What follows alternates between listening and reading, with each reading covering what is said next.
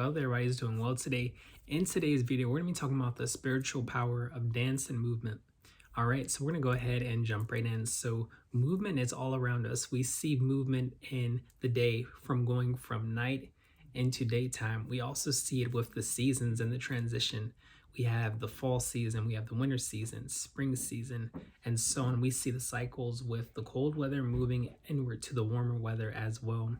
We also can see this when we have wind in nature. And also, in addition to that, we can see this in our lives as we're maturing from children and into adults. So, getting a little bit deeper, thinking about ourselves as human beings, humans are meant to move.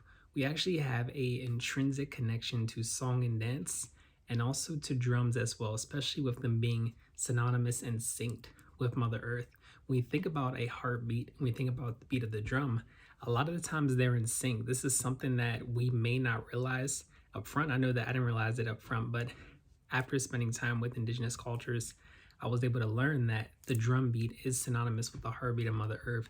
So when we hear that drum beating, there's something that pulls us in. When we hear rhythm, there's something that pulls us in. There's something about it that just makes humans really happy, and that can make you go into almost like a trance where you're just feeling really, really engaged and really at one with spirit. So when we think about our ancestors, they had a song and dance all the time in every culture. Every culture had some form of music, some form of celebration. We can see different styles of dancing throughout tribes in Africa. We can see this also being done through folk dancing in Ireland. We can see it with indigenous tribes all throughout North America and South America, and everywhere you look, there's some kind of song and dance. And when we look at our ancestors, this was something that was a regular part of their lives. But when we look at modern humans, this is something that a lot of people have gotten out of touch with. And it's really important to incorporate this into our lives, that we're having that oneness and that we're also able to release energetic blockages through dance as well. One of the things that I would like to also mention is that when we think about walking, a lot of the times back in the day, back in the olden times, people were walking every day. That was the means of transportation. Some people may have had horses, but even without horses or with horses, people were still walking around and they weren't utilizing automobiles. We look at the feet as they're hitting the earth. Even that in itself is a beat.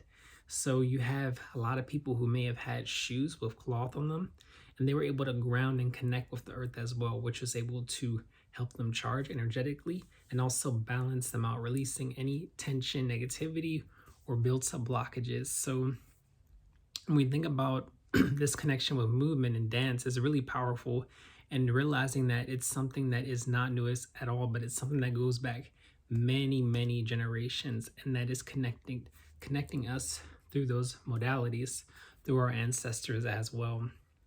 So now we want to look at the mind, body, and spirit connections. So when we think about dancing or music, when we listen to music, a lot of the times, especially if it's a song that we love a lot, it helps us release endorphins. It uplifts our mood.